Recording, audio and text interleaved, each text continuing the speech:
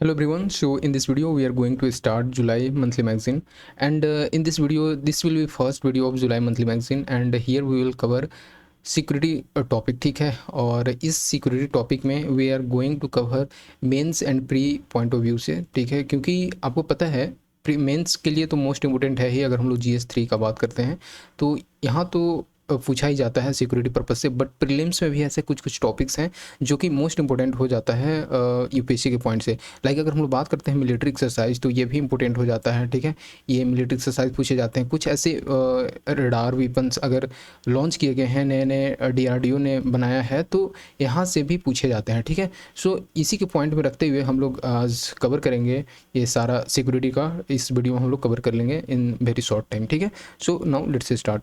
So here are some topic like जो first है terrorism in J&K, national security council secretariat. ऐसा पूछा जाता है क्योंकि आपको पता है 2023 में किस तरह से डिफेंस से रिलेटेड पूछा गया। ऐसा लग रहा था कि 2023 नहीं 2024, ऐसा लग रहा था कि जैसे कि एक डिफेंस का एग्ज़ाम ले रही है यूपीएससी। ठीक है, तो 3-4 क्वेश्चन बैक टू बैक पूछा गया और वो भी डीप अंडरस्टैंडिंग होना चाहिए तब यहाँ पे बन पाता। ठीक है, तो सो ऐसा यहाँ पे हम लोग कवर करेंगे कि किस तरह से मोस्ट इंपॉर्टेंट हो जाता है। अब देखेंगे फिर है सिक्योरिटी ऑफ इंडियन डिग्निटरीज। ठीक है, फिर है कुछ ऐसे न्यूज इन शॉर्ट। तो न्यूज इन शॉर्ट जो रहता है यहाँ से देखा जाता है कि किस तरह से यूपीएससी के लिए मोस्ट इंपोर्टेंट हो जाता है सिक्योरिटी पॉइंट से। लाइक कुछ ऐसे देखो यहाँ पे अगर हम लोग बात करते हैं रुद्रम 1। ठीक है, तो रुद्रम 1 किसने लॉन्च किया, किसने बनाया। ठीक है, तो ये सारा चीज़ पूछा जाता है। जो रावर टैंक क्या है, ठीक है, एक्सरसाइज जो न्यूज़ में रहता है वो भी पूछा जाता है। तो ये सारा चीज़ हम लोग कवर कर लेंगे। ठीक है, सो नाउ अब हम लोग देखते हैं इसको one by one. First topic है हम लोग का टेररिज्म इन जे.एंड.के। ठीक है, तो ओबीसी सी बात है, हमेशा से जे.एंड.के में टेररिज्म का देखने को मिलता है। और जब अगर टूरिज़्म होता है वहाँ पे, ठीक है, तो टूरिज़्म के टाइम पे किस तरह से अटैक देखने को मिलता है टूरिस्ट पे, तो ये भी एक कंसर्न हो जाता है। सो ये सारा पॉइंट हम लोग इसमें देखेंगे। देखो सबसे पहले यहाँ पे ये देखने को मिलता है कि जो मिलिट्री एक्टिविटी है, ठीक है, जम्मू एंड कश्मीर में अभी भी कहीं ना कहीं प्रिवेलेंट है। ठीक है, लेकिन ये देखने को मिला है कि जो पास्ट 2 डिकेड से जो हुआ है ये अभी कुछ कम हो गया है। ठीक है, क्योंकि किस तरह से सिक्योरिटी वहाँ पे एक डिप्लॉय किया गया है एक लार्ज अमाउंट में सिक्योरिटी को, तो उसका इफेक्ट यहाँ पे देखने को मिला है। ठीक है, तो ये भी है, फिर भी वहाँ पे भी बहुत सारे ऐसे कंसर्न देखने को मिल रहे हैं सिक्योरिटी को लेकर के। तो इस चीज़ के लिए भी यहाँ पे एक थोड़ा सा इशू क्रिएट होता है और गवर्नमेंट को इस पर अच्छे से फोकस करना चाहिए। अब हम लोग देख लेते हैं कुछ रीजन्स, क्या रीजन्स हैं जो कि मोस्ट इंपॉर्टेंट है। कुछ ऐसे रीजन्स हैं लाइक अगर हम लोग देखते हैं रीएक्टिवेशन ऑफ प्रॉक्सी वार। ठीक है, तो प्रॉक्सी वार आपको पता है कि किस तरह से एक दूसरे कंट्री के बीच में वॉर देखने को मिलता है। तो पाकिस्तान आपको पता है पीओके देखने को मिलेगा, पाकिस्तान ऑक्युपाइड कश्मीर, और उसी के लिए हमेशा से एक मुद्दा बनते आया है कश्मीर को लेकर के। इनके बीच में हमेशा से वॉर देखने को मिलता है और पाकिस्तान किस तरह से इंडिया में उस अपने रीजन में हम लोग का टेररिस्ट का इन्फिल्ट्रेशन देखने को मिलता है। तो ये भी थोड़ा सा इशू हो जाता है। और जैसे कि जिस तरह से आर्टिकल 370 को एब्रोगेट किया गया बाय पार्लियामेंट, ये भी पूछा जा सकता है कब किया गया, तो 5 अगस्त 2019 में किया गया। तो उसके बाद से किस तरह से वहाँ पे देखा गया कि माहौल तो शांत हो गया। ठीक है, बट फिर भी एक तरह से तो पाकिस्तान को गुस्सा आएगा ही। आपको पता है किस तरह से ये हमेशा से ये मुद्दा बना रहा है। ठीक है, ये बोला जाता है जनरली कि कंट्री ने है वो चांद पे चले गए, बट अभी भी पाकिस्तान जो है कश्मीर पे ही अटके हुए हैं। ठीक है, तो ये भी थोड़ा सा हम लोग को यहाँ पे देखना है। तो ये भी है एक रीज़न है रीएक्टिवेशन ऑफ प्रॉक्सी वार। फिर जो थिनिंग जो सिक्योरिटी ग्रिड इन जम्मू कश्मीर है, ठीक है, इसको भी ये थिनिंग हो गया है। इट मीन्स कि वहाँ पे जो जम्मू कश्मीर में सिक्योरिटी का है वो कम कर दिया गया है। ठीक है, तो क्योंकि जैसे आपको पता है कि जो गलवान क्लैशेस हुआ था, ठीक है, एलएसी में लाइन ऑफ एक्चुअल कंट्रोल जो लद्दाख और चाइना के बीच में देखने को मिलता है, तो किस तरह से पोस्ट 2020 में अगर बात करते हैं तो जम्मू कश्मीर जो पीओके वाले रीजन है, अगर हम लोग बात करते हैं पीओके से यहाँ से शिफ्ट करके जो एलएसी है, ठीक है, LAC line of actual control, ये लद्दाख एंड चाइना के रीजन में, ठीक है, तो वहाँ पे डिप्लॉय कर दिया गया था। ठीक है, बहुत सारे ऐसे जो फोर्सेस थे इनको यहाँ पे डिप्लॉय कर दिया गया। तो यहाँ पे जो है थिन हो गए। ठीक है, यहाँ पे जो सिक्योरिटी फोर्सेस थे यहाँ पे कम हो गए, जिस कारण से जो है इन्फिल्ट्रेशन और भी देखने को मिला पाकिस्तान से इस रीजन में। ठीक है, टेररिस्ट का, तो ये भी एक रीज़न हो जाता है। सिक्योरिटी सिचुएशन इन कश्मीर अगर हम बात करते हैं तो ऑब्वियस सी बात है ये भी है, दोनों का अगर हम लोग कम्बिनेशन देखें तो सेम ही पर्पस पे बात करता है। बट फिर भी वहाँ पे स्टेट स्पॉन्सर्ड टेररिज्म ज़्यादातर देखने को मिलता है कश्मीर वैली में, ठीक है। तो ये भी यहाँ से हो जाता है और उनका जो terror attack Jammu and Kashmir में एक वास्ट अमाउंट में देखने को मिलता है, ठीक है। तो ये जो है ये मिलिटेंट स्पेस प्रोवाइड करता है, ठीक है, जो कि कश्मीर वैली में मोस्टली देखने को मिलता है और जनरली अटैक देखने को मिलता है। तो ये भी एक थोड़ा सा इश्यू हो जाता है। अब हम लोग देखते हैं कुछ ऐसे history of insurgency in Jammu and Kashmir, ठीक है, क्योंकि ये एक समय का नहीं है, ये ओवर द टाइम पीरियड का है। क्योंकि वन डे ये नहीं था, बहुत सारे हमेशा से ऐसा एक जिस तरह से इंडिया पाकिस्तान अलग हुए, ठीक है, उसके बाद से किस तरह से हमेशा से एक राइवलरी होता आया है, क्लैशेस होते हैं इनके बीच में। तो 1987 का अगर हम लोग बात करते हैं तो allegation of reached undemocratic assembly education generate domestic unrest in the state, ठीक है। तो ये एक रीज़न यहाँ पे ये देखने को मिलता है कि जम्मू एंड कश्मीर में जो डेमोक्रेटिक इलेक्शन हुआ था 1987 में, बात यहाँ पे ये होता है कि जम्मू एंड कश्मीर एक तरह से ऑटोनोमस था पहले, ठीक है, और 370 के बाद उसका सारा चीज़ अपना था। बट फिर भी यहाँ पे 1987 में इलेक्शन होता है, उसी समय से ये इंसर्जेंसी और भी बढ़ जाता है तेज़ी से, ठीक है। फिर उसके बाद 1988 में देखने को मिलता है कि 2 बॉम्ब ब्लास्ट देखने को मिलता है श्रीनगर में, ठीक है। और ये भी उसके बाद फिर से फर्दर 1989 में बहुत सारे ऐसे मिलिटेंट ग्रुप्स जो थे वो पाकिस्तान से आए यहाँ पे। फिर उसी तरह से हमेशा से चलते आ रहा था। लाइक फिर देखने को मिलता है 1990 और 2000 में तो बहुत सारे ऐसे पीस टॉक अटेम्प्ट किए गए, ठीक है, बट फिर भी ऐसा कुछ नहीं देखने को मिला। एक बोल सकते हैं ना कि फाइनल फुल प्रूफ अगर हम लोग देखें सॉल्यूशन, बट यहाँ पे फुल प्रूफ सॉल्यूशन नहीं देखने को मिला इस मैटर को लेकर के, ठीक है। फिर 2010 में आपको पता है किस तरह से उरी अटैक देखने को मिला था, और फिर फर्दर यहाँ से इंडिया ने भी सर्जिकल स्ट्राइक किया, तो ये भी एक मुद्दा हो गया। और पुलवामा टेररिस्ट अटैक आपको पता है 2019, ये तो कोई भूल ही नहीं सकता है किस तरह से एक बहुत ही बोल सकते हैं कि हीनियस क्राइम किया गया था भाई पाकिस्तान वी कैन से, ठीक है। तो ये चीज़ समझ सकते हो, ठीक है। अब हम लोग देख लेते हैं कुछ reason for the persistence of terrorism in J, ठीक है। कौन कौन से ऐसे मोस्ट फ्रिक्वेंट रीज़न हैं, like external and internal reason. तो एक्सटर्नल रीजन में तो हम लोगों ने देख ही लिया कि स्टेट स्पॉन्सर्ड टेररिज्म पाकिस्तान यहाँ पे मोस्ट फेमस है, और पाकिस्तान को सपोर्ट कौन करता है, तो चाइना, ठीक है। तो बोल सकते हैं दोनों का कम्बिनेशन है यहाँ पे। और फिर कुछ है पोरस बॉर्डर फैसिलिटी इन्फिल्ट्रेशन, ठीक है। तो अभी हम लोगों ने देखा कि किस तरह से अगर बॉर्डर एरियाज अगर पोरस हैं, ठीक है, और तो उस जगह पे ऑब्वियस सी बात है टेररिस्ट का इन्फिल्ट्रेशन तेज़ी से देखने को मिलता है। लाइक एलओसी, ऑब्वियस सी बात है वहाँ के अगर हम लोग बात करते हैं माउंटेनियस रीजन का, ठीक है, अगर जियोग्राफिकल फीचर्स का बात करते हैं तो कुछ टेरेनियन रीजन देखने को मिलते हैं एलओसी के रीजन में, ठीक है। तो वो भी एक कहीं ना कहीं एक इशू क्रिएट कर देता है और इन्फिल्ट्रेशन का एक रीज़न बन जाता है, ठीक है, जो पाकिस्तान से आते हैं, ठीक है। अब देख लेते हैं हम लोग ideological influences from the global extremist group. आपको पता है बहुत सारे ऐसे एक्सट्रीमिस्ट ग्रुप हैं, ठीक है, ग्लोबल लेवल पे जो इंटरनेशनल लेवल पे जो एक दूसरे को सपोर्ट करते हैं, और उनका मेन मकसद ही होता है कि बेसिकली पीस को वायलेट करना, ठीक है। तो पीस को वायलेट करना उनका एक मेन मोटो रहता है। तो ये भी समझ सकते हो कि इंटरनेशनल लेवल पे किस तरह से इनके बीच में एक बोल सकते हैं कि कोऑपरेशन रहता है हर टेररिस्ट के बीच में, ठीक है। इंटरनल देखो, इंटरनल यहाँ पे ये है कि पॉलिटिकल इनस्टेबिलिटी क्या है, बहुत सारे जैसे कि इलेक्शन होना, कुछ भी ऐसे पॉलिटिकल पार्टी रहते हैं वो अपने अपने मतलब की बातें करते हैं, तो ये भी एक रीज़न हो जाता है। जैसे अगर हम लोग बात करते हैं कि गवर्नेंस में अगर फ्रिक्वेंट चेंजेस हो रहे हैं, प्रेसिडेंट्स रूल लगते हैं हमेशा पीरियोडिक टाइम पे देखने को मिलता है, ठीक है।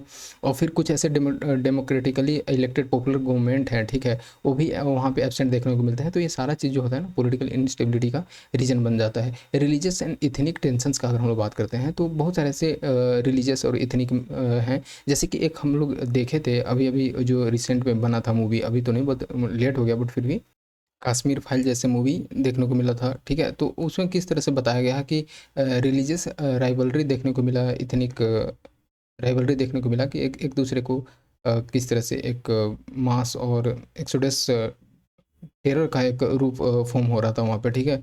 तो ये भी यहाँ से समझ सकते हो, ठीक है, religious and ethnic tension.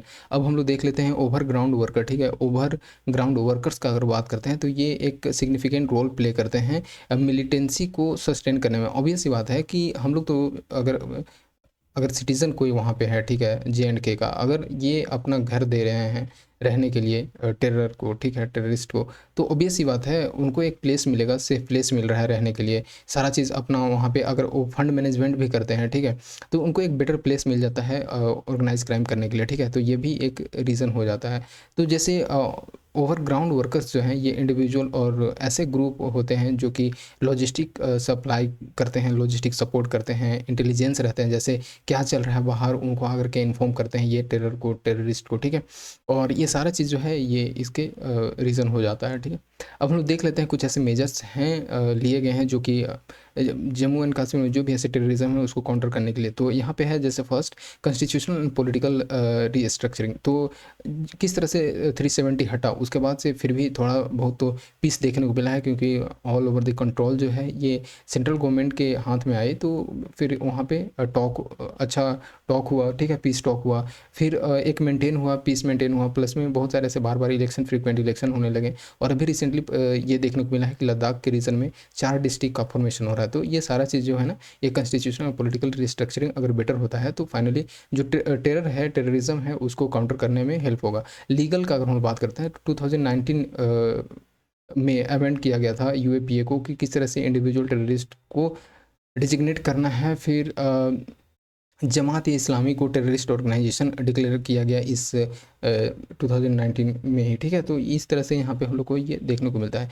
Security का अगर बात करते हैं तो ऑपरेशनल ऑल आउट, ये पूछा जा सकता है कि ऑपरेशन ऑल आउट किससे रिलेटेड है, तो सिक्योरिटी, और ये कहाँ पे, तो JNK में है, ठीक है। तो ये ऐसा समझ सकते हो। Multi agency centres for better intelligence gathering, ये भी सिक्योरिटी पर्पज से ये लाया गया था इस तरह से। डेवलपमेंटल बेसिस पे बात करते हैं तो प्राइम मिनिस्टर्स डेवलपमेंट पैकेज, आपको पता है कि किस तरह से इसमें पॉइंट रखे गए हैं कि अगर बॉर्डर सिक्योरिटी एरिया प्रोवाइड करना, ठीक है, तो इनका एक फंड रहता है, तो ये इसमें डेवलपमेंटल पर्पस में इन्वेस्ट करना, फिर है फंड प्रोवाइड करना। सेंट्रल सेक्टर स्कीम बहुत सारे ऐसे हैं for industrial development of union territories, ठीक है, ये 2021 में लाया गया। अब देखते हैं कॉन्फिडेंस बिल्डिंग मेजर्स। अभी रिसेंटली अगर बात करते हैं 2023 में, तो ऑपरेशन सद्भावना, ठीक है, गुडविल। आपको पता है कि किस तरह से अभी 2024 में पूछा गया है क्वेश्चन। मुझे तो लगता है जहाँ तक इफ़ आई एम रिमेम्बर कि ऑपरेशन सद्भावना है ये पूछा गया है, ठीक है, पूछा गया है, ऑप्शन में कहीं ना कहीं दिया गया था। तो ये है बेसिकली JNK में किस तरह से टेररिज्म को कम करना है, इससे रिलेटेड, ठीक है। Rehabilitation policy for x militant, ये भी यहाँ से रिलेटेड है। इंटरनेशनल डिप्लोमेसी का बात करते हैं, ठीक है। इंटरनेशनल डिप्लोमेसी में इंडिया को बहुत सारे ऐसे एफर्ट्स रहा है कि पाकिस्तान को जो सपोर्ट करती है, पाकिस्तान जो सपोर्ट करता है टेररिज्म को, ठीक है, इसको किस तरह से एक नेशनल लेवल पे, इंटरनेशनल लेवल पे एक्सपोज करना, ये इंडिया हमेशा से इस चीज़ में एफर्ट करते आया है। बट फिर भी और भी जैसे इसका रिजल्ट ये देखने को मिला कि पाकिस्तान को बहुत बार ग्रे लिस्ट में रखा गया। फिर ठीक है, जैसे अगर हम लोग बात करते हैं कि पुलवामा टेरर अटैक हुआ था, उस समय पे पाकिस्तान को ग्रे लिस्ट में रखा गया 2019 में। तो ये कहीं ना कहीं इंटरनेशनल डिप्लोमेसी में एक इंडिया का बेटर रोल प्ले करता है। देखो कुछ ऐसे वे फॉरवर्ड है जो यूज कर सकते हो आप, मोस्ट इंपॉर्टेंट जैसे पॉलिटिकल का बात करते हैं तो free and fair election conduct कराना बहुत ज़रूरी है, क्योंकि तभी जा कर के एक बेटर लीडर वहाँ पे बनेंगे, और फाइनली जो एडमिनिस्ट्रेशन होगा, जो एक पॉलिटिकल विल देखने को मिलेगा, वहाँ पे एक बेटर मिलेगा, ठीक है। तो ये होना जरूरी है, फ्री एंड फेयर इलेक्शन, ठीक है। Recent announcement of JNK election, ये जो है ये इलेक्शन कमीशन ऑफ इंडिया के द्वारा अभी होना है, आपको पता है, अक्टूबर 2024 में। तो ये भी एक अच्छा एक स्टेप है, ठीक है। अब देख लेते हैं जैसे लोकल गवर्नेंस को किस तरह से स्ट्रेंथन करके हम लोग टेररिज्म को भी काउंटर कर सकते हैं। लाइक लोकल बॉडी को आपको एम्पावर करना होगा, ठीक है, इनको एक राइट्स प्रोवाइड करना होगा, ठीक है। लोकल बॉडीज एंड पंचायत को आपको पता है कि डिसेंट्रलाइजेशन यहाँ पे देखने को मिलता है। तो ये किस तरह से ट्रांसपेरेंसी एंड अकाउंटेबिलिटी को मेंटेन करेगा, ठीक है, एडमिनिस्ट्रेशन लेवल पर, ठीक है। तो ये सारा चीज़ यहाँ से समझ सकते हो, जो कि फाइनली ना ये फेथ रिस्टोर करता है। और जब फेथ रिस्टोर होगा इन सारे इंस्टीट्यूशंस में, तो कहीं ना कहीं जो टेररिज्म को ये अपना प्लेस देते हैं, ठीक है, रहने के लिए, ठीक है, ये कहीं ना कहीं कम होगा। और फाइनली जो एक मेन गोल है इंडिया का कि टेररिज्म को कम करना, वो किया जा सकता है। अब देखते हैं जैसे एग्जांपल अगर हम लोग बात कर ले तो successful conduct of district development council election in JNK, ये हुआ था 2020 में। तो ये भी क्योंकि अगर हम लोग इसका इलेक्शन करवाते हैं तो लोकल सेल्फ गवर्नमेंट है ये स्ट्रेंथन होगा, ये इसको फुल पावर मिलेगा। सिक्योरिटी एंड इंटेलिजेंस का अगर हम लोग बात कर लेते हैं, ठीक है, तो ये जो है बेसिकली किस तरह से यहाँ पे ये देखने को मिलता है कि आर्मी को अगर पावर दिया जाता है तो फाइनली जो LOC वाले रीजन हैं, ठीक है, तो और बॉर्डर एरियाज हैं, उसको एक टाइट सिक्योरिटी किया जाएगा, ठीक है। और इसी के ध्यान में रखते हुए जो इंटेलिजेंस गैदरिंग है, और साथ ही साथ एनालिसिस कैपेबिलिटीज़ विद स्ट्रेटजी, इसके लिए देखने को मिला है कि human intelligence to complement techint, ठीक है, टेक्नोलॉजिकल इंटेलिजेंस। इस मतलब बोल सकते हैं कि ये कितना ब्यूटीफुल लाइन है, यहाँ पे आप इसको सीधे अपना मेंस में लिख सकते हो, ठीक है, कि ये दोनों के बीच में अगर कोऑपरेशन रहता है, ठीक है, तो फाइनली जो है सिक्योरिटी और इंटेलिजेंस को एक लेवल पे लाया जाएगा और एक प्लेइंग फील्ड लाया जाएगा, और दोनों को स्ट्रेंथन करने के बाद फाइनली जो है कहीं ना कहीं टेररिज्म को काउंटर करने में हेल्प होगा, ठीक है। बॉर्डर मैनेजमेंट ये भी एक कॉमन सा चीज़ है, जैसे रिकमेंडेशन था मधुकर गुप्ता कमेटी का, ठीक है, ये आप कोट कर सकते हो मेंस के पॉइंट से जब लिखोगे, ठीक है। तो किस तरह से इन्फिल्ट्रेशन को प्रिवेंट करना है, रोकना है, बहुत सारे ऐसा आइडिया इसमें लाए गए थे, ठीक है। तो ये चीज़ समझ सकते हैं यहाँ पे। बेसिकली यहाँ पे ये बताया गया था कि किस तरह से बॉर्डर एरियाज़ को इंफ्रास्ट्रक्चर उसको बिल्ड करना होगा, ठीक है। साथ ही साथ बहुत सारे ऐसे फोर्सेस हैं उसको डिप्लॉय करना होगा स्ट्रेटजिक वे में, ठीक है। और बहुत सारे ऐसे टेक्नोलॉजी, अभी रिसेंट टेक्नोलॉजी हैं, उसको किस तरह से आप सिक्योरिटी को स्ट्रेंथन करने में यूज कर सकते हो, ठीक है। तो ये सारी चीज़ यहाँ से समझ सकते हैं। अब हम लोग देखते हैं, बस ये इतना ही था, confidence building measures and counter radicalisation, ठीक है। तो ये बस इतना भी ज़्यादा मोस्ट इंपोर्टेंट है, आप उतना यूज कर सकते हो। अब हम लोग देखते हैं नेशनल सिक्योरिटी काउंसिल सेक्रेटरी, ठीक है, ये क्या है, ऐसा ऐसा पूछा जाता है वर्ड ला करके। तो ये देखते हैं, अभी हाल ही में ये देखा गया है कि गवर्नमेंट ने अपॉइंट किया है NSA, additional national security adviser. NSA आपको पता है नेशनल सिक्योरिटी एडवाइज़र होता है, तो उसको अपॉइंट किया गया है। इसके लिए ये न्यूज़ में ऐसा हो जाता है। हम लोग देख लेते हैं एनएससीएस के बारे में पहले, ठीक है, about national security council secretariat. तो ये क्रिएट किया गया था लेट 1990s में, और ये एक्ट करता है like secretariat for the national security council और एनएससी, ठीक है। हम लोग अभी देखेंगे आगे और इसके डिटेल में, ठीक है। बट यहाँ पे सबसे मोस्ट इंपॉर्टेंट ये है कि एपेक्स एडवाइजरी बॉडी होता है ये, ठीक है।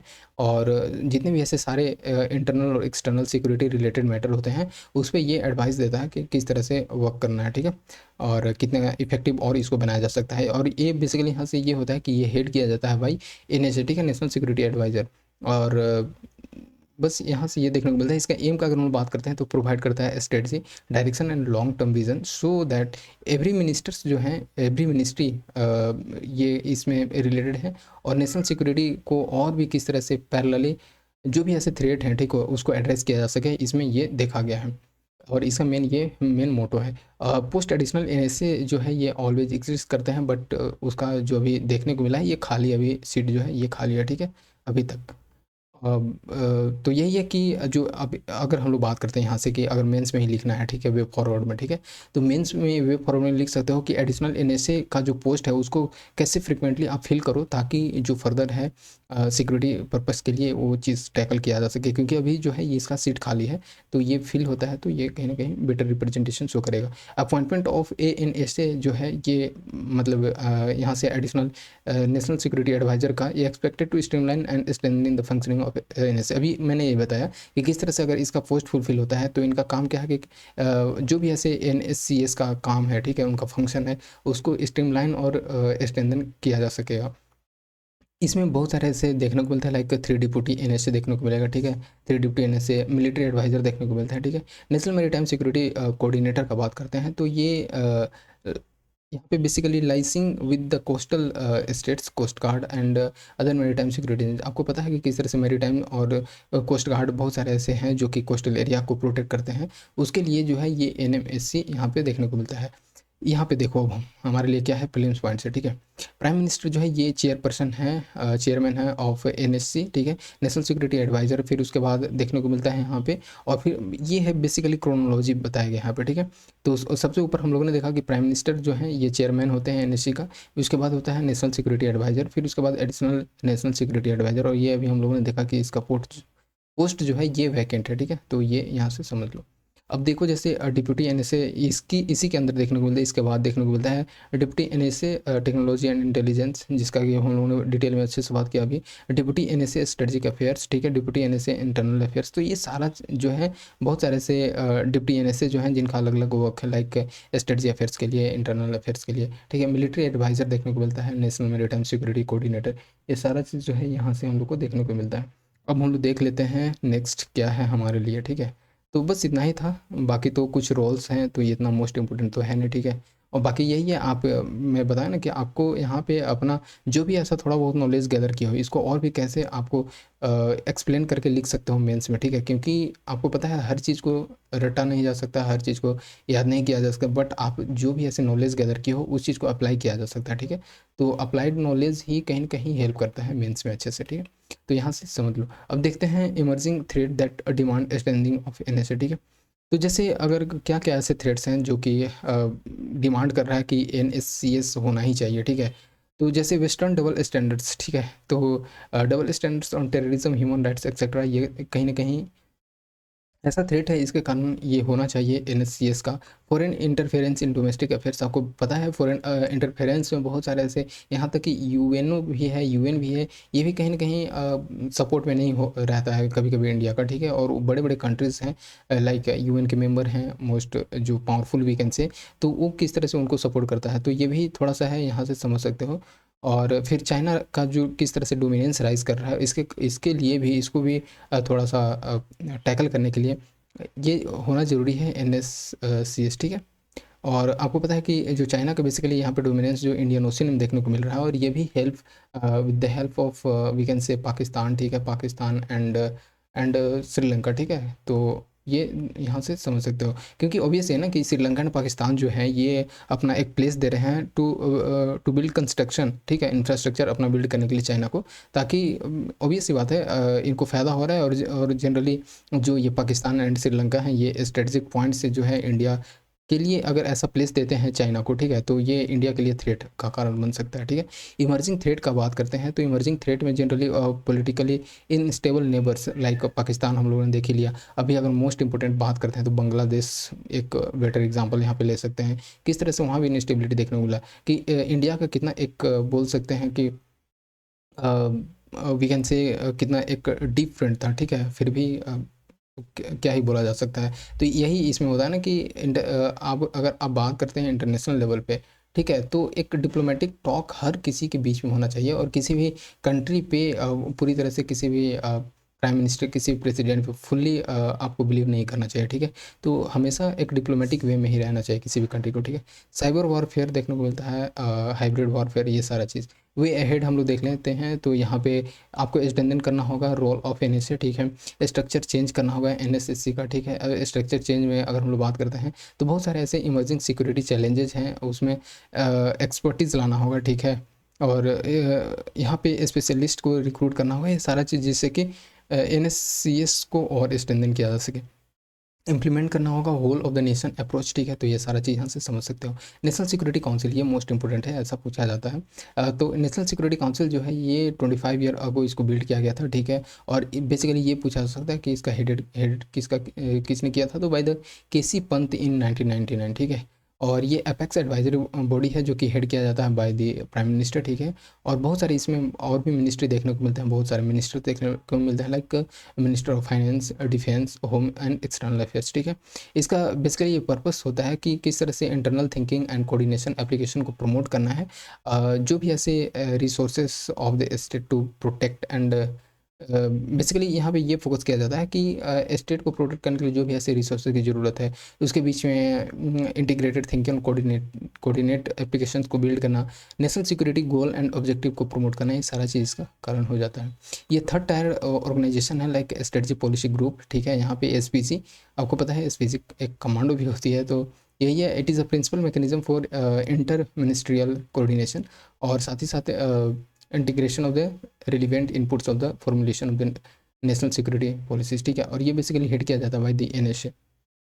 तो अभी हम लोगों ने देखा कि जो एसपीजी है, ठीक है, ये बेसिकली किस तरह से इंटर मिनिस्ट्रियल कोऑर्डिनेशन को एक बेटर मैकेनिज्म और प्रिंसिपल फैलाना, और साथ ही साथ जो भी ऐसे इनपुट हैं उसको नेशनल सिक्योरिटी पॉलिसी में किस तरह से फॉर्मुलेट किया जाए, उसके लिए एसपीजी का फॉर्मेशन किया जाता है। देखो कुछ ऐसे अदर मेंबर्स हैं जो कि इसमें बहुत देखने को मिलते हैं, like vice chairman of NITI Aayog, cabinet secretary, ठीक है। तो बहुत सारी ये चीज़ें हैं, आरबीआई गवर्नर, तो इतना इतना हमारे लिए जानना जरूरी नहीं है, ये काफ़ी है, ठीक है। नेशनल सिक्योरिटी एडवाइजरी बोर्ड का अगर हम लोग बात करते हैं, तो इसका मेन फंक्शन का अगर बात करते हैं तो लॉन्ग टर्म एनालिसिस, ताकि जो है अपना वो पर्सपेक्टिव को प्रोवाइड कर सके, ठीक है, सिक्योरिटी रिलेटेड इशू से, ये यहाँ पे ये फंक्शन को बिल्ड करता है, ठीक है, NSAB, ठीक है। तो ये थोड़ा सा ध्यान रख सकते हो कि ये undertake long term analysis and to provide perspective on the national security issue. Basically इसका ये काम है नेशनल सिक्योरिटी एडवाइजर बोर्ड का, ठीक है।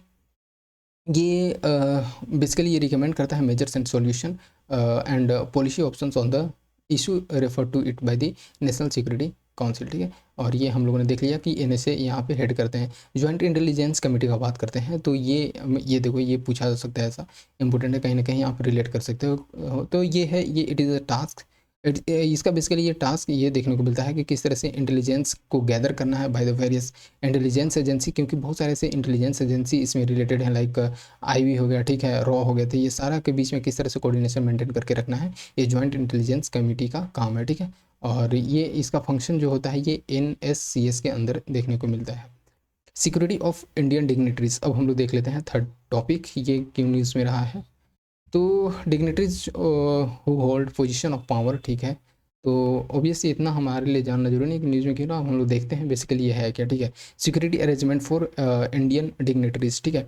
तो यहाँ पे ये देखने को मिलता है कि special security cover is provided by the Indian dignitaries and some other citizens, ठीक है, लाइक प्राइवेट सिटीजन्स इसमें भी इन्वॉल्व हैं। और ये बेसिकली बेस्ड है किस पे, तो ये हम लोग देखते हैं, ठीक है। तो स्पेशल सिक्योरिटी कवर जो है ये इसमें बहुत सारे ऐसे इन्वॉल्वमेंट है, सिक्योरिटी फोर्सेस इन्वॉल्वमेंट है, बहुत सारे ऐसे मिनिस्ट्रीज इन्वॉल्वमेंट है, ऑफिसल्स में इन्वॉल्वमेंट है। तो ये चीज़ यहाँ से देखते हैं। जैसे ऑफिशियल पोजीशंस का बात करते हैं तो बहुत सारे ऐसे सर्टेन कैटेगरीज होते हैं इंडिविजुअल्स का, लाइक यूनियन मिनिस्टर्स हो गए, चीफ मिनिस्टर्स हो गए, जजेस of supreme courts, high courts, ठीक है। ये कहीं ना कहीं इनको प्रोवाइड किया गया by the positional statutory security cover, ठीक है। तो ये हम लोग देख लेते हैं। जैसे आपको पता है कि किस तरह से अलग अलग chief ministers, SPG commando, Z+ security, ये सारा चीज़ जो होता है ना, ये इसी के इंक्लूड इसी में अंदर देखने को मिलता है। और ये हमेशा से ऑब्वियस सी बात है, हमेशा से न्यूज़ में रहने वाला चीज़ है, ठीक है।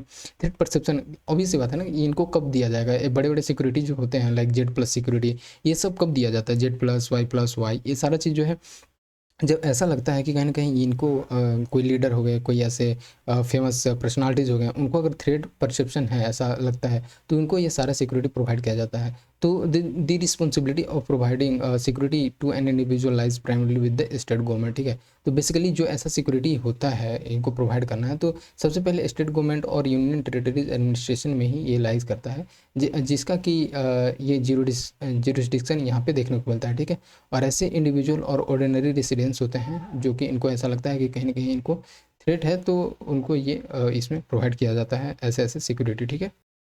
और यहाँ पे ये कहना तो ठीक है कि स्टेट गवर्नमेंट के साथ लाइज करता है, बट कहीं कहीं ये पॉलिटिकल लीडर पे भी डिपेंड करता है कि सेंटर में किसका है और किसके लीडर पे ज़्यादा खतरा है, ठीक है। तो you can relate it. Security provided by the union government, ठीक है। तो यहाँ पे ये देखने को मिलता है कि there is no official nomenclature. जैसे कि अगर हम लोग बात करते हैं ना, हम लोग को सुनने को मिलता है VVIP, VIP, तो ऐसा कहीं भी ऐसा ऑफिशियल मेंटेन नहीं है, ठीक है। बट एक ऐसी यूज करते हैं लोग, ठीक है। तो ऐसा कहीं भी ऑफिशियल नोमेनक्लेचर मेंशन नहीं है, ठीक है। लेकिन स्पेशल सिक्योरिटी जो है ये जिनको प्रोवाइड किया जाता है, बट देखते हैं नेक्स्ट आगे क्या है। Security by the union government जो है ये प्रोवाइड किया जाता है बेस्ड ऑन द गाइडलाइन। तो बहुत सारे ऐसे गाइडलाइन हैं जिसके बेसिस पे यूनियन गवर्नमेंट सिक्योरिटी प्रोवाइड करते हैं, like under the blue book and yellow book, ठीक है। और ये basically blue book and yellow book आता है under the ministry of home affairs. Blue book का अगर हम लोग बात करते हैं तो ये स्पेशल इंस्ट्रक्शन रहता है इसमें mention for the security of the president. तो पूछा जा सकता है कि प्रेसिडेंट के सिक्योरिटी से रिलेटेड जो भी ऐसे इंस्ट्रक्शन है वो किस में मेंशन होता है, तो ब्लू बुक में होता है, ठीक है। वाइस प्रेसिडेंट भी इसमें इंक्लूडेड है एंड द प्राइम मिनिस्टर। तो ये जो भी ऐसे मोस्ट फेमस हैं, एक टॉप लीडर और वी कैन से कि टॉप एग्जीक्यूटिव, तो ये सारा चीज़ जो है ये ब्लू बुक के अंदर आते हैं। अब देख लेते हैं येलो बुक, ये सिक्योरिटी अरेंजमेंट, इसमें बहुत सारे ऐसे इंडिविजुअल्स होते हैं, लाइक यहाँ पे ये देखने को मिलता है येलो बुक टाइटल। और यहीं से यहाँ से जो भी ऐसे Z+, ये सारे सिक्योरिटी यहाँ पे डिपेंड करता है। तो यहाँ पे हम लोग देख लेते हैं security arrangement for the such individuals जो है ये होता है careful assessment of the threat. पहले देखा जाता है कि किस इंडिविजुअल पे कितना खतरा है, उसके बाद ये सारा चीज़ प्रोवाइड किया जाता है, like Z+Z, Y+Y, X category, ठीक है। ये प्राइवेट सिटीजन्स जो है ये भी ऐसा इनको सिक्योरिटी मिल सकता है, ठीक है। तो ये मोस्ट इंपोर्टेंट यहाँ से पूछा जा सकता है कि जो भी ऐसे Z+ और ये सिक्योरिटी होते हैं प्राइवेट सिटीजन्स को मिल जाता है कि नहीं, बट तो हाँ उनको मिल सकता है। Security cover to the prime ministers का बात करते हैं तो SPG, ठीक है, स्पेशल प्रोटेक्शन ग्रुप जो होता है ये इनके प्राइम मिनिस्टर का सिक्योरिटी होता है, ठीक है। तो इसके अंदर अगर हम बात करते हैं तो ये होता है under the special protection group act 1988। And SPG जो होते हैं ये आर्म फोर्स होते हैं, एंड ये mandated to provide the proximate security to the prime minister. Obvious सी बात है, prime minister both serving and the former. देखो यहाँ पे दोनों इंक्लूडेड हैं, एसपीजी जो पहले जो ऑलरेडी थे प्राइम मिनिस्टर और जो अभी भी हैं प्रेजेंट में, दोनों को एसपीजी मिलता है यहाँ पे, ठीक है। और साथ ही साथ उनके जो फैमिली हैं, फैमिली मेम्बर, उनको भी ये प्रोवाइड किया जाता है। तो ये मोस्ट इंपॉर्टेंट हो जाता है। प्रोक्सीमेट सिक्योरिटी मीन्स यहाँ पर हम देखते हैं प्रोक्सीमेट सिक्योरिटी का मतलब क्या होता है, ठीक है। जो अभी हम लोगों ने देखा यहाँ पे proximate security to the prime minister, इसका क्या मतलब है, तो protection provide from the close quarter, ठीक है। जैसे कि हम लोग बात करते हैं लाइक अगर वो रोड शो कर रहे हैं या फिर रोड रेल एयरक्राफ्ट, ठीक है, तो ये सारा चीज़ अगर जर्नी करते हैं तो उस समय इनको एसपीजी का फोर्सेस यहाँ पे प्रोवाइड किए जाते हैं, ठीक है। तो ये चीज़ यहाँ से समझ सकते हो। Responsibilities of the other authorities का अगर बात करते हैं तो ये जो है ये एसपीजी है जो कि फाइनल कॉल होता है on the how prime minister security is to be arrange, ठीक है। तो बेसिकली यहाँ पे ये देखने को मिलता है कि एसपीजी का एक रिस्पॉन्सिबिलिटी होता है कि प्राइम मिनिस्टर के जो भी ऐसे सिक्योरिटी हैं उसको किस तरह से अरेंज किया जाएगा, ये सारा चीज़ यहाँ से देखने को मिलता है। अब हम लोग देख लेते हैं कुछ ऐसे जो यहाँ से फिल्म पॉइंट से ज़्यादातर मोस्ट इंपॉर्टेंट होता है सिक्योरिटी पर्पस में, जो भी ऐसा सिक्योरिटी टॉपिक होता है, लाइक कुछ ऐसे न्यूज इन शॉर्ट्स हैं जैसे it distributions IT distributions and impact on critical services, ठीक है। तो ये क्या है, तो अभी देखा गया है माइक्रोसॉफ्ट क्राउड स्ट्रिक, ठीक है, CrowdStrike outage cost world wide I T disruptions. तो ये न्यूज़ में रहा था, तो इसका ये कारण क्या था, ठीक है। तो आउटेज बेसिकली ये इस कारण से देखने को मिला, किस तरह से लॉजिक एरर देखने को मिला, ठीक है, सेंसर कॉन्फ़िगरेशन अपडेट में। तो और ये बेसिकली माइक्रोसॉफ्ट विंडो में, तो इस कारण से न्यूज़ में हो जाता है, ठीक है। और जब जो कोई भी ऐसा अगर बेसिकली यहाँ पे देखने को मिलता है एरर, तो यहाँ पे फाइनली ये लीड करता है सिस्टम क्रैश का। और क्रिटिकल सेक्टर्स जो होते हैं जैसे हेल्थ केयर और बैंकिंग, उनको मोस्टली अफेक्ट करता है, ठीक है। तो ऑब्वियस सी बात है हैकर्स तो उनको ये होता नहीं है, बट अगर फाइनली किसी तरह से एरर हुआ, किसी तरह से हैक होता है, तो ये अफेक्ट करते हैं वल्नरेबल सेक्शन को। और भी ऐसे कुछ ऐसे क्रिटिकल इंस्टीट्यूशन होते हैं वहाँ पे देखने को मिलता है। जैसे कि अगर हम लोग बात करते हैं असेसमेंट बाय द आरबीआई के असेसमेंट से पता चला है कि 10 बैंक एंड एनबीएफसीज जो हैं वो इंडिया में वो माइनर डिसरप्शंस शो किए हैं बाय द ग्लोबल आउटेज, ठीक है। तो ये आरबीआई के एक डेटा के अकॉर्डिंग पता चलता है। Impact of IT outage on critical service पे आईटी आउटेज का जब इम्पैक्ट होता है तो ये क्या फाइनली आता है, ठीक है। इसका तो इकोनॉमिक इसका रिजल्ट देखने को मिलता है, इकोनॉमिक डिसरप्शन देखने को मिलता है, ठीक है, like freezing of the financial market, shut down of the business Reliance, ठीक है, ऑन क्लाउड सर्विसेज। तो ये सारे चीज़ जो है इकोनॉमिक डिस्ट्रप्शंस का कारण बन जाता है। हेल्थ केयर पे अलग ही इम्पैक्ट देखने को मिलता है, like disruption of the telemedicine services, ठीक है। और भी जैसे इनएक्सेसिबल डिजिटल हेल्थ रिकॉर्ड। तो ये सारा चीज़ कहीं ना कहीं आपको पता है कि कितना ये क्रिटिकल सिचुएशन शो हो जाता है यहाँ पे, और ये कितना क्रिटिकल थिंग्स हैं जो कि अगर थोड़ा बहुत भी इस चीज़ में डिस्ट्रप्शन एरर देखने को मिलता है तो फाइनली लोगों को हेल्थ पे इम्पैक्ट करेगा। और उनका जो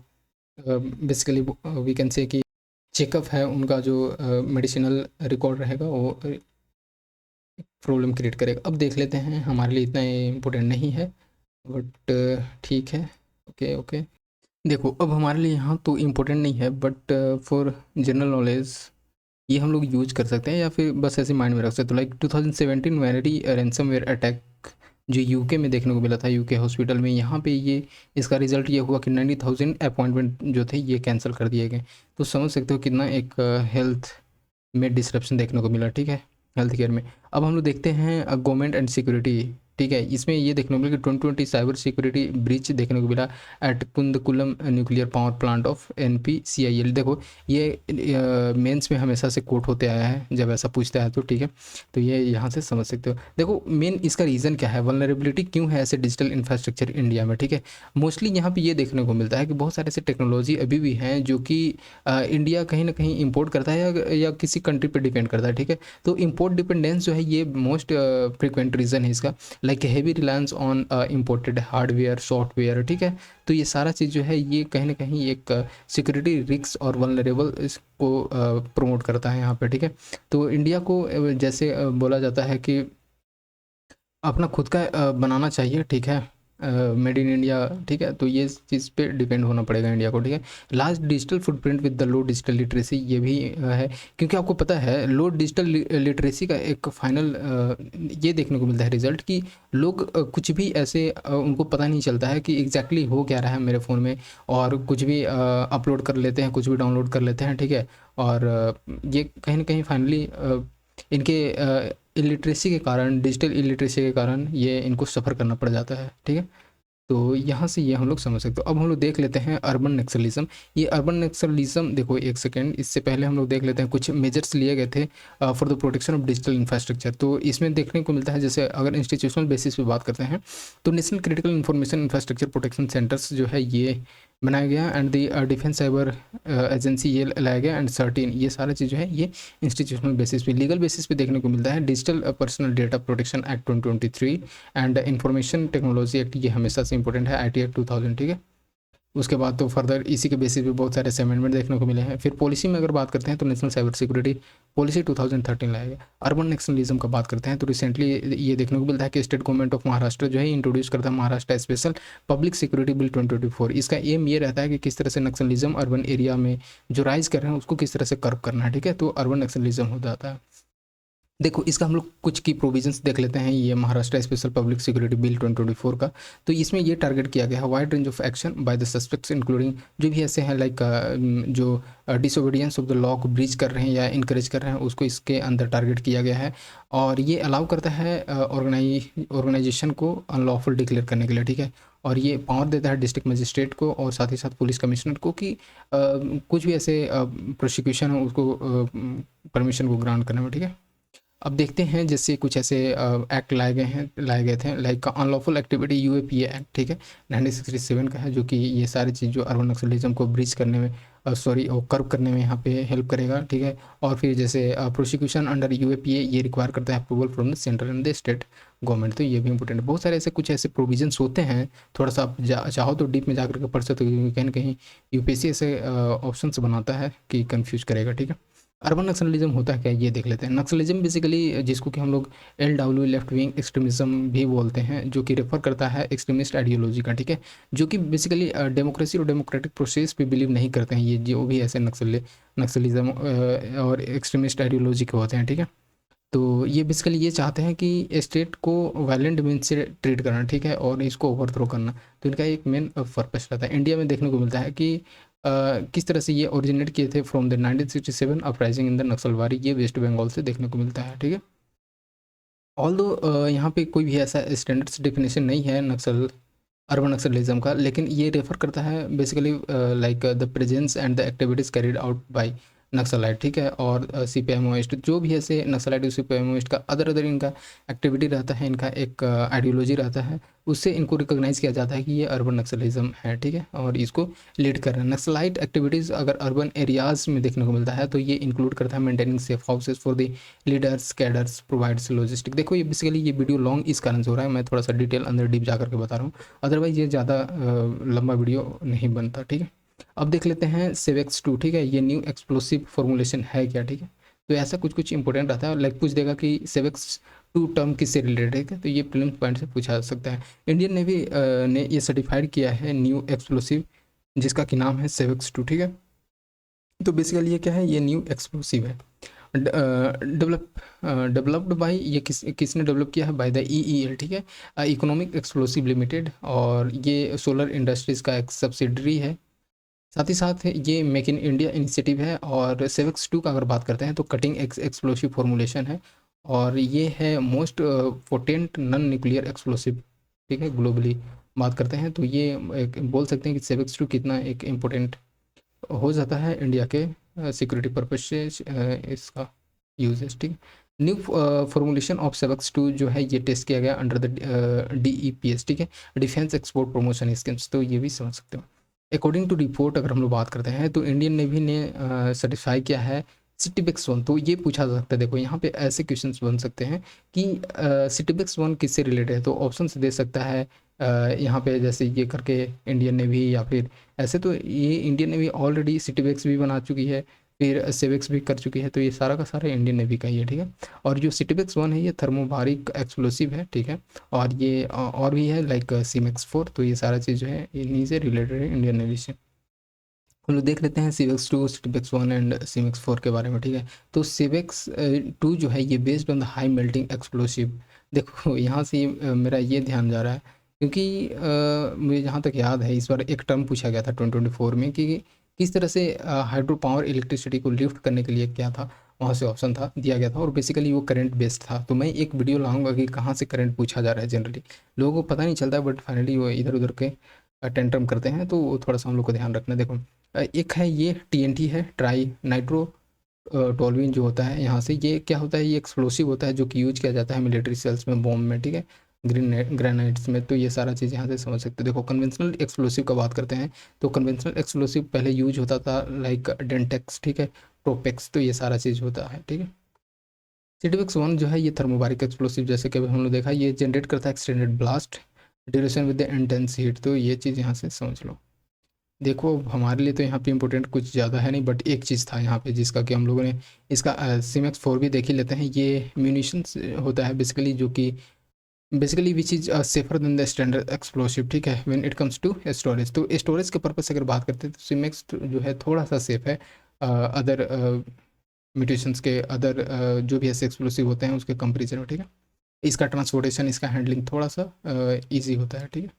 अब देखते हैं रुद्रम फर्स्ट, ये प्रीलिम्स पॉइंट से इंपॉर्टेंट है। रुद्रम फर्स्ट इस वजह से इंपॉर्टेंट है क्योंकि ये जो ऐसा पहला ऐसा इंडिजिनस एंटी रेडिएशन मिसाइल है, ठीक है, जो कि अभी अभी सक्सेसफुली टेस्ट किया जा चुका है, ठीक है।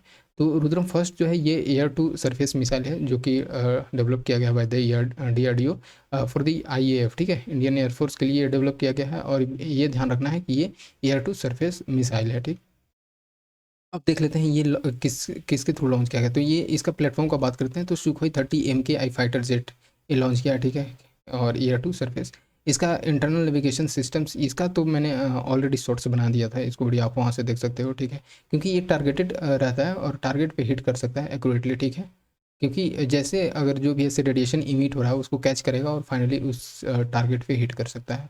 देखो रेंज का बात करते हैं तो इसका 500 मीटर्स है, 500 to 15 किलोमीटर, ठीक है।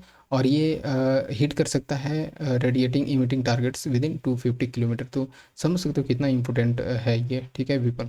सिग्निफिकेंस का बात करते हैं तो ये अलाउ करता है इंडियन एयरफोर्स को कि किस तरह से जो भी ऐसे सीड है suppression of the enemy air defence operations, उसको एनिमी टेरिटोरी में कैसे यूज करना है, ये इंडियन फोर्स के लिए ये बेटर है, ठीक है। और साथ ही साथ जो भी ऐसे क्रिटिकल एयर डिफेंस इंस्टॉलेशन है उसको न्यूट्रलाइज किया जा सकता है। जो रावर टैंक, ये इंपॉर्टेंट हो सकता है, लाइक जो DRDO है इन्होंने अनवील किया है prototype of the country indigenous light जो रावर टैंक, ठीक है। तो ये पूछा जा सकता है किसने किया, तो DRDO ने ये, और इसमें DRDO साथ ही साथ प्राइवेट सेक्टर्स फॉर्म जो LNT है, LNT ये इसमें इन्वॉल्व है, ठीक है, जो रावर टैंक में।